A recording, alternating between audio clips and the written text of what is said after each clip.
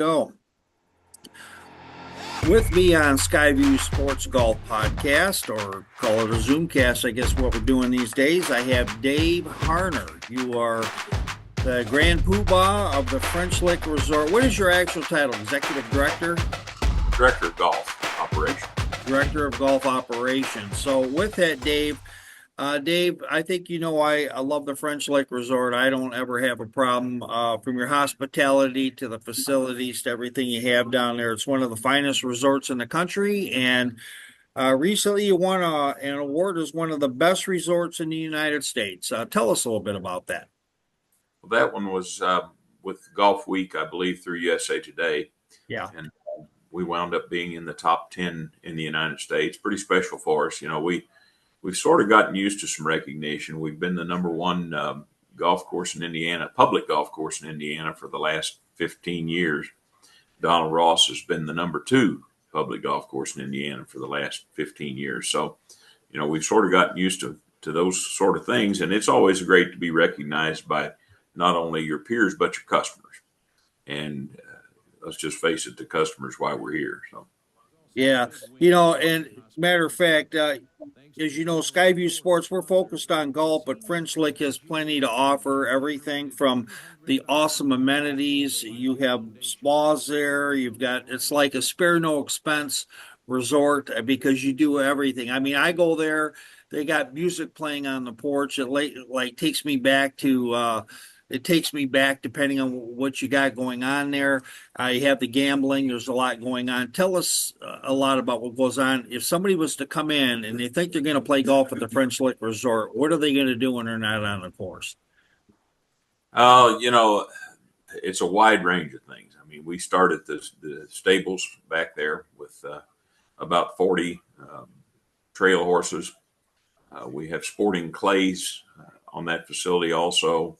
Um, we have archery, target archery.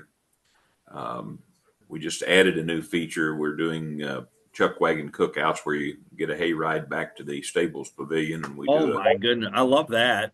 good old fashioned cookout with a guitar player and a singer there at the fireside. And it's pretty cool. Then you move on to West Baden. You have the jazz in the dome on the weekends. You have various dining options, carriage rides, the spas. Move on over to French Lick. We have the Valley Links 9-hole golf course and the new Sand Creek course, which is going to open on May the 6th. Sand Creek, tell us a little bit more about that. Yeah, it's a short course. The most fun you can have in 700 yards. Oh my goodness. It's designed and built by our own Russ Apple, who's the superintendent at Pete Dye, and we've tried to incorporate some of the features like the volcano bunkers from Dye, the eighth green at Ross, and replicate that on a smaller scale. So that's going to be opening May the 6th. Then the French Lick Hotel, of course, has the same spas and dining and other options that West Baden has. We have the Donald Ross course. We have the Pete Dye course. So there's a lot going on here all the time. Concerts throughout the summer. And is there, I tell us about one of those concerts or an activity that you cannot miss. I like the Chuck Wagon Cookout. I'm sold on that one. And but as far as is there any concerts or any activities that are happening at the resort and people are already like lining up to book and you guys are getting close to a sellout or will be? Absolutely. The Just to name a few of the acts, and I don't have specific dates here in front of me. Um, Hang on just a sec. Maybe I do. Jake Owen and Uncle Cracker on June Oh yeah. 21st. Nitty Gritty Dirt Band Farewell Tour on July 25th. Kip Moore on the 23rd of August. And then we have Shaggy and Sophie Gray on October 10th. So yeah, you got a lot going on. Now, getting back to talking on the golf itself, French Lick, you kind of touched a little bit on the golf courses. You have the three courses, including the Pete Dye course, the Donald Ross course, and of course your 9-hole course as well. And then you've got the little short one that's coming up. What is it, like a par three executive? I think is where you're probably going with this. It's a par three. It's Yeah. going to be on the same concept as the chain and the cradle at Mhm. Pinehurst. And some of that you'll Yeah. sign in. It's $45 to play. We give you a bag of clubs, 4 clubs. You get a 7 iron, a putter, a wedge, and a sand wedge. Sleeve balls and some tees. We send you on your way, and you can play up to 18 holes. Yeah.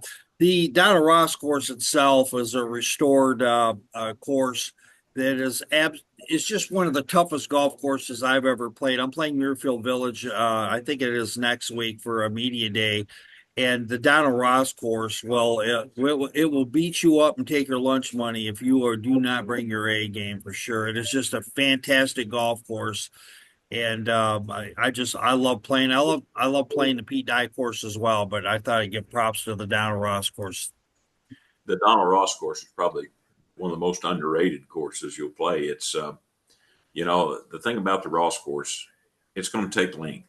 If you got the length to get your ball over the various rises, hills, whatever, it's a little bit easier. But if you're hitting fairway woods off those downhill, side hill lies, it becomes a really tough golf course.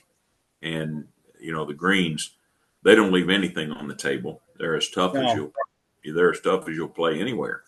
So I think I grew up around playing the Ross course, so I've always had a soft spot for it. Even though the yeah, die is spectacular and the die is the modern marble, I mean, there's a lot of difference between the two golf courses, and reason being is the period of time in which they were built. yeah. Now the Pete Dye course is to me is one of the most incredible courses in the United States and is routinely in the top 100, if not like in the top 15, depending on who's rating that particular year. Uh, Kind of wet or whistle a little bit on playing this golf course because when you walk up, the clouds in the morning are actually below your feet. I mean, it's just like you get up there and the mist is everywhere. The golf course is spectacular, and of course, your staff makes you feel like you are at home for the next 4 or 5 hours. You can find 18 holes in the driving range about anywhere you go, but to find 18 holes as spectacular as the die and staff as friendly and accommodating as those folks are up there, it's harder to find. And in Southern Indiana, we're sort of known for down home Yeah, genuine hospitality. It's not a learned trade. They really do appreciate you being there. So, the key at the die course, of course, everybody talks about the length. It's 8102 from the back tees. There's plenty of room out there to play. But if you pick the right set of tees and you keep it in the fairway, you can play the golf course. It's a course where you can hit your ball, find it, and hit it again. Now, granted, if you get off the fairway, the lies aren't too yeah, friendly. they're not. But for the most part, if you can keep it in the fairway, you're going to be up around the green and have a chance to par a lot of holes. Yeah.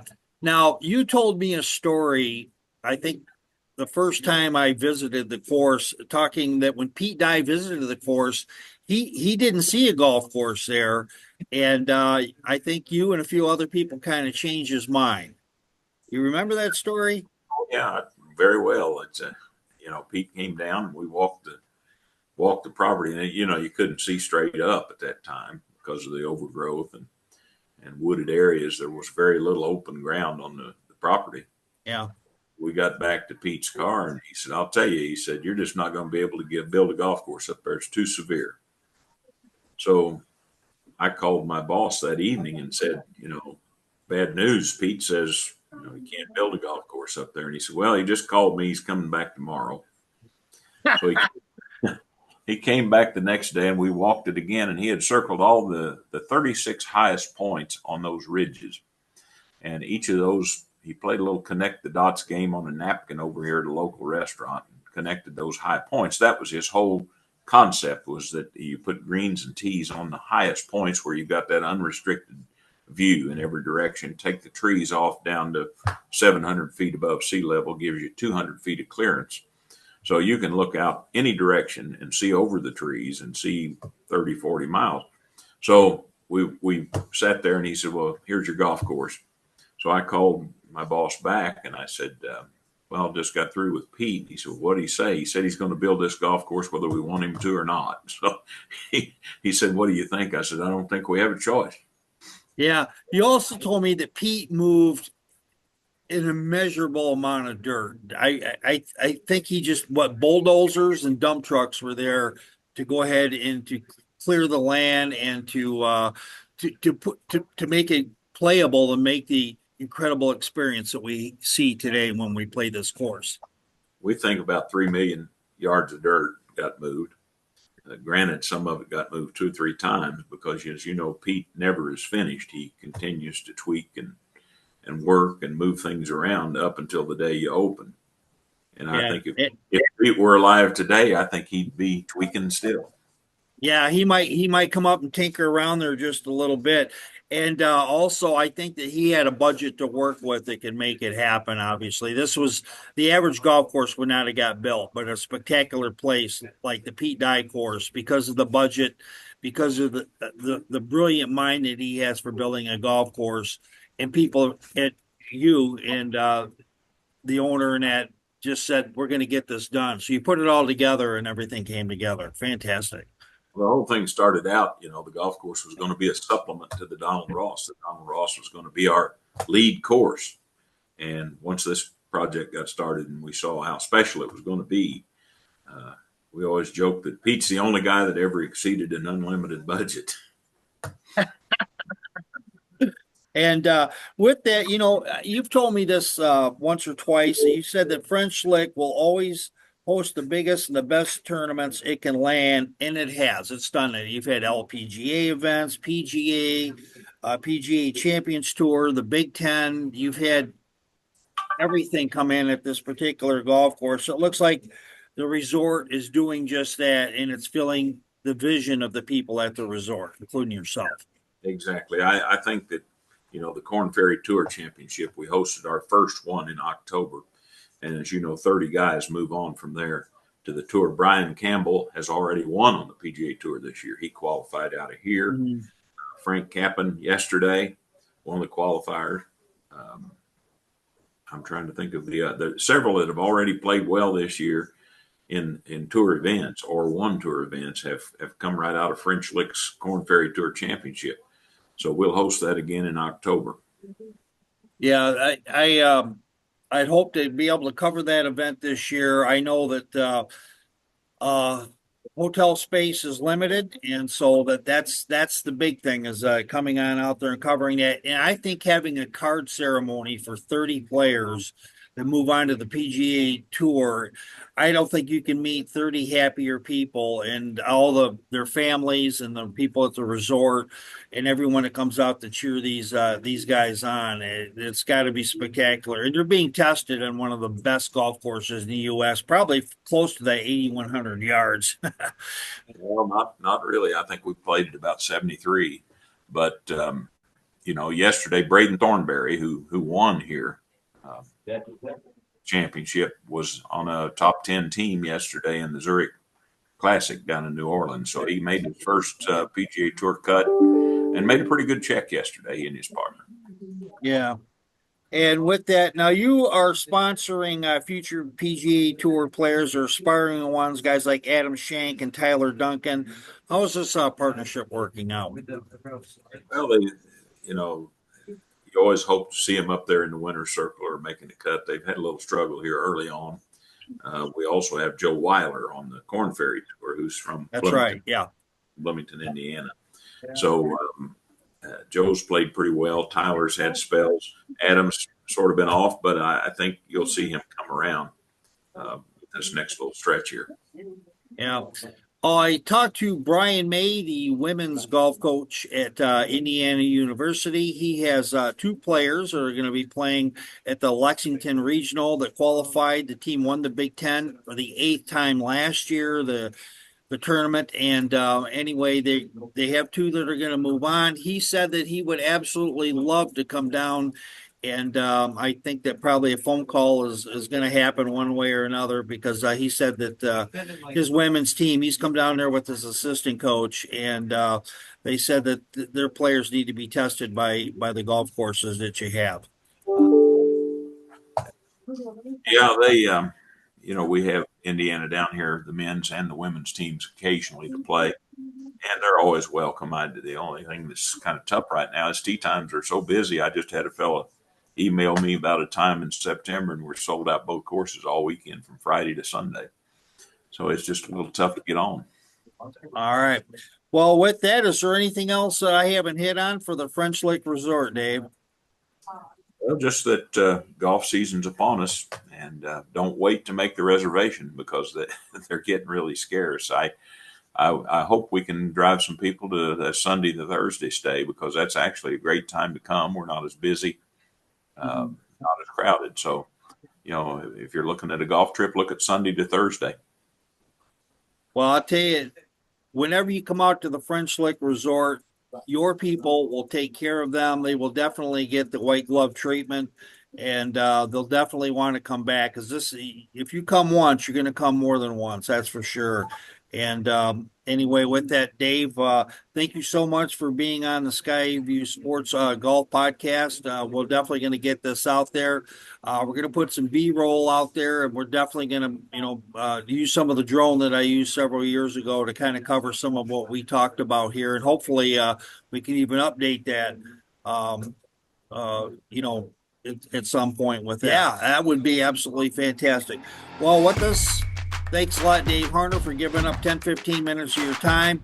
And the French Lick Resort's just going to be a great golfing experience. And not only that, you come out to the resort, your family will have a great time, even if they don't play. And they got a lot going on. Thanks, Dave. Roy, thank you, and you're always welcome. Thank you.